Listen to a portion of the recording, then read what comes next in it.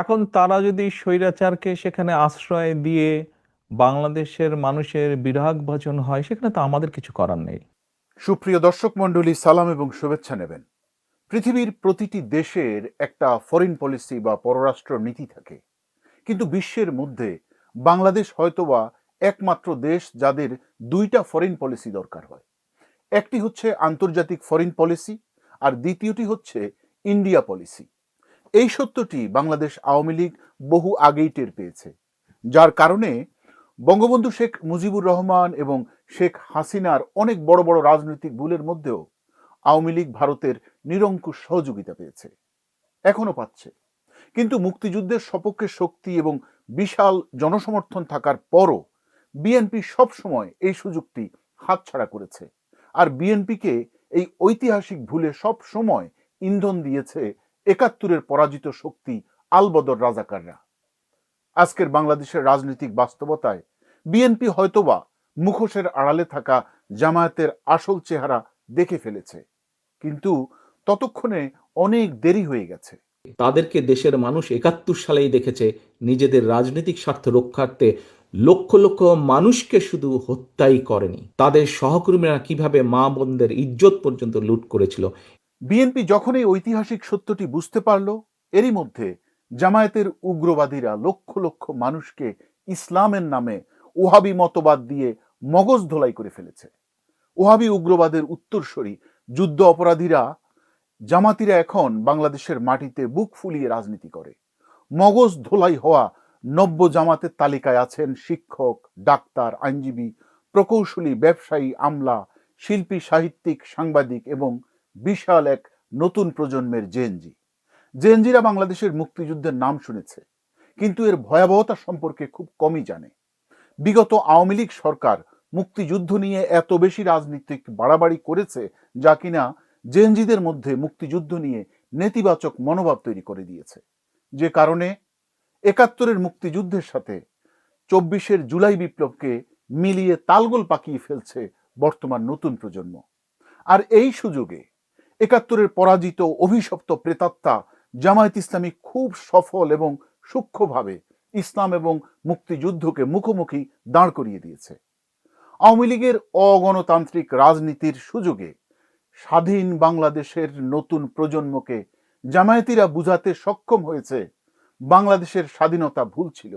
৭১ প্রজন্ম ছিল নিকৃষ্টতম প্রজন্ম। এদের যুদ্ধ মিথ্যা, এদের স্বাধীনতা মিথ্যা, এদের সবকিছু মিথ্যা। ১৯৭১ সালে জামায়াত পাকিস্তানের পক্ষ থেকে সঠিক কাজটি করেছে। বাংলাদেশের মুক্তিযোদ্ধারা গাদ্দার, ভারত বাংলাদেশের স্বাধীনতা যুদ্ধে সহযোগিতা করে অন্যায় করেছে। জামাতের কুলেঙ্গার কুসন্তানেরা এখন মুক্তিযুদ্ধের শহীদদের সংখ্যা নিয়ে প্রশ্ন তোলে, এমনকি বীরাঙ্গনাদেরকে নিয়ে ভয়ঙ্কর কুৎসা রটনায় ব্যস্ত আছে তারা। বাল দিবস বুঝেন তো? বাল দিবস হইল এই ১৬ই ডিসেম্বরে, ১৬ই ডিসেম্বর আছে না, ১৬ই ডিসেম্বর বাল দিবস। জামায়াতিরা ধর্মের নামে মানুষকে ধোঁকা দেয়। সেই ধোঁকায় পড়ে ১৯৭১ সালে অসংখ্য মানুষ বাংলাদেশের স্বাধীনতা এবং সার্বভৌমত্বের বিরুদ্ধে পাকিস্তানিদের সহায়তা করেছিল। বর্তমান সময়ে বাংলাদেশের আওয়ামী লীগ এবং বিএনপির হাজারো নেতাকর্মী ওহাবি আগ্রাসনে বিভ্রান্ত। তারা ইসলাম এবং মৌদুদি ফিতনার মধ্যে পার্থক্য বোঝে না। তারা সুন্নি মুসলমান আর আহলে হাদিসের পার্থক্য জানে না। ইসলামিক আমল এবং ইলমের যথাযথ শিক্ষা না থাকার কারণে জামায়াত ইসলামীর রাজাকাররা বাংলাদেশের লক্ষ লক্ষ মানুষকে ইসলামের নামে ধোঁকা দিচ্ছে। বিশেষ করে জেএনজি এবং মহিলারা এখন তাদের প্রধান টার্গেট। জামাত ইসলাম এরা হলো বেঈমান, এরা হলো মুনাফিক, এদের কাছে দেশ বড় নয়, মানুষ বড় নয়, মানুষের জীবন বড় নয়। বেগম খালেদা জিয়া অত্যন্ত সচেতন এবং বিচক্ষণ রাজনীতিক। তার জন্য দেরিতে হলেও জামাতের প্রতারণা বুঝে ফেলা সম্ভব হয়েছে। কিন্তু ধর্মপ্রাণ সাধারণ মানুষের যেই ভাগ্য বিপর্যয় হয়ে গেছে, তার কি হবে?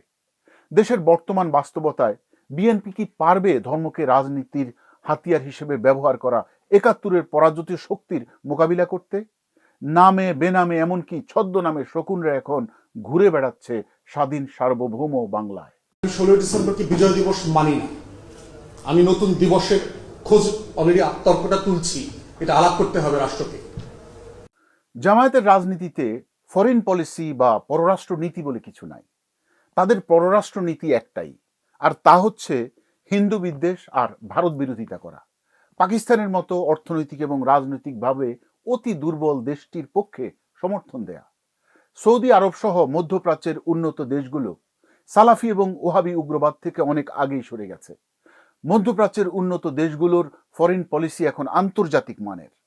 তারা রাজনীতি করে ডোনাল্ড ট্রাম্প আর পুতিনের সাথে।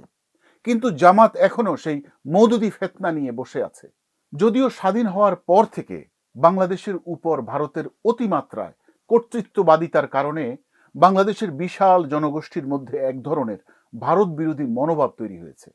আর এই ফাঁকে সুযোগ সন্ধানী জামায়াত ইসলামী সেই সুযোগকে কাজে লাগিয়ে মানুষকে তাদের দলে টানছে। জামায়াতের অর্থায়নে পালিত সোশ্যাল মিডিয়া ব্লগাররা দেশে বিদেশে থেকে ষড়যন্ত্র করছে।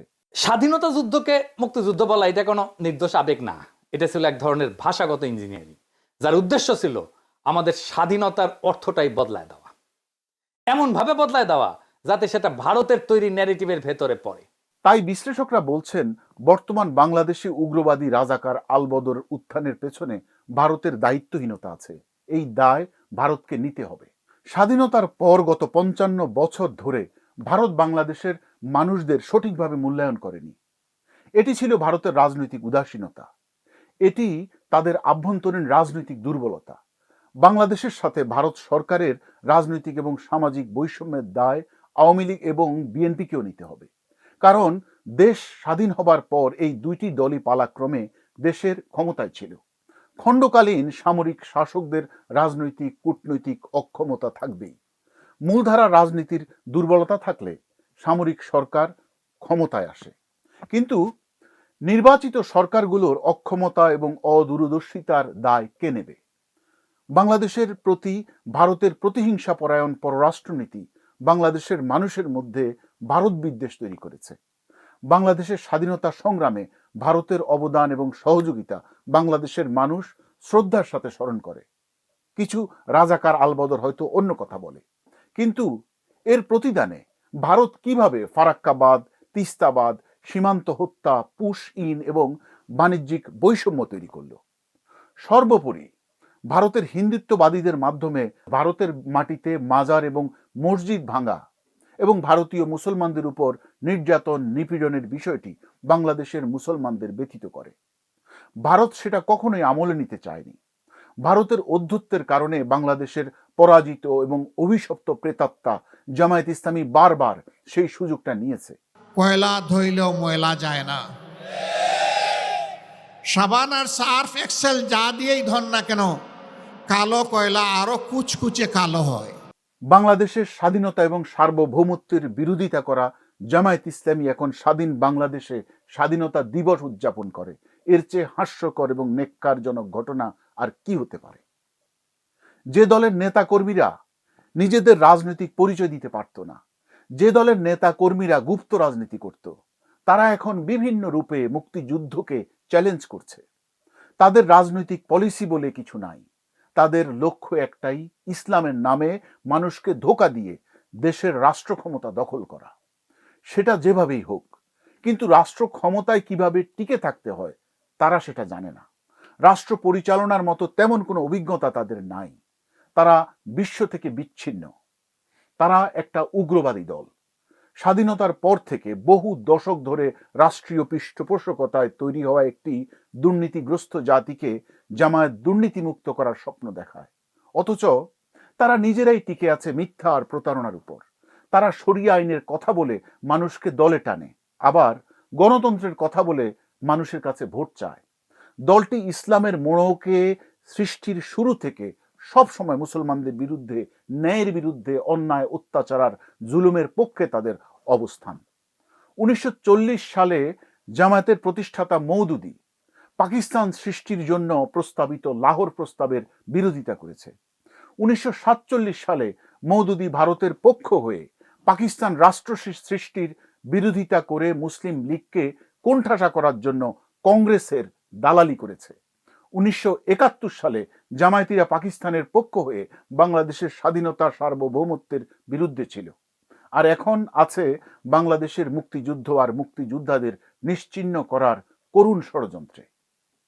প্রজন্মকে বুঝতে হবে 1947 সালের ভারত আর 1924 সালের ভারত এক নয়। সব সময় যুদ্ধ করে ন্যায্য হিস্সা আদায় করা যায় না।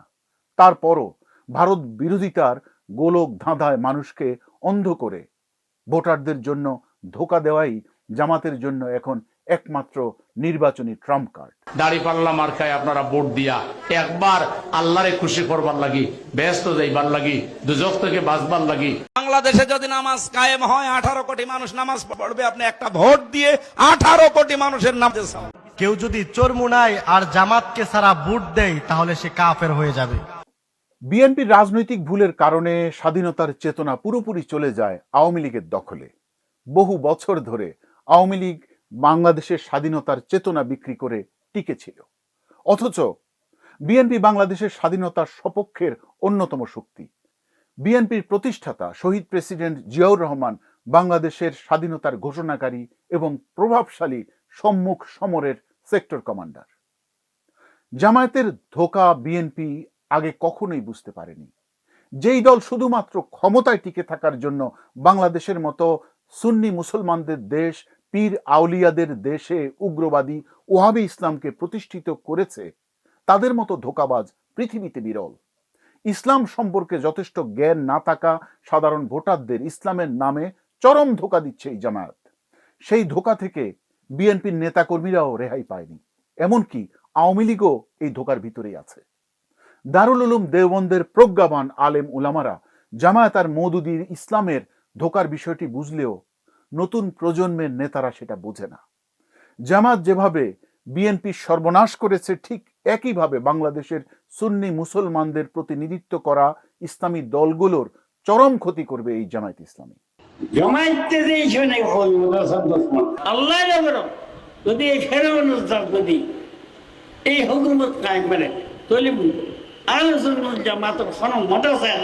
বাংলাদেশের আগামী দিনের অর্থনৈতিক উন্নয়ন আর আধুনিক গণতন্ত্রের জন্য প্রগতিশীল এবং মুক্তিযুদ্ধের সপক্ষের শক্তিকেই এগিয়ে থাকতে হবে। বিশ্ব রাজনীতির সাথে প্রতিযোগিতার মাঠে টিকে থাকতে হলে প্রগতিশীল রাজনৈতিক শক্তির উত্থান দরকার, এর কোনো বিকল্প নাই। কিন্তু বিগত আওয়ামী লীগ সরকারের মতো শুধুমাত্র ক্ষমতায় টিকে থাকার জন্য অতিমাত্রায় ভারত তোষণ হবে বিপজ্জনক। আবার জামায়াতের মতো অতিমাত্রায় ভারত বিরোধিতা হবে অপ্রয়োজনীয় শত্রুতা বাড়ানো। বরং একতরফাভাবে বিরোধিতা না করে বাংলাদেশের ভৌগোলিক বাস্তবতাকে সামনে রেখে ভারতের সাথে যৌক্তিকভাবে দুই দেশের সহযোগিতা বজায় রেখে রাষ্ট্র পরিচালনা করাই হবে আগামীর বাংলাদেশের উন্নয়নের মূল চালিকা শক্তি। বাংলাদেশের সংবিধান অনুযায়ী যেই পররাষ্ট্রনীতি আছে, সেই পদ্ধতি অনুসরণ করলেই শান্তিপূর্ণ সহ অবস্থান সম্ভব। বাংলাদেশের পররাষ্ট্র নীতির মূল ভিত্তি হলো সবার সাথে বন্ধুত্ব, কারো সাথে বৈরিতা নয়। ভালো থাকবেন, সুস্থ থাকবেন, ধন্যবাদ।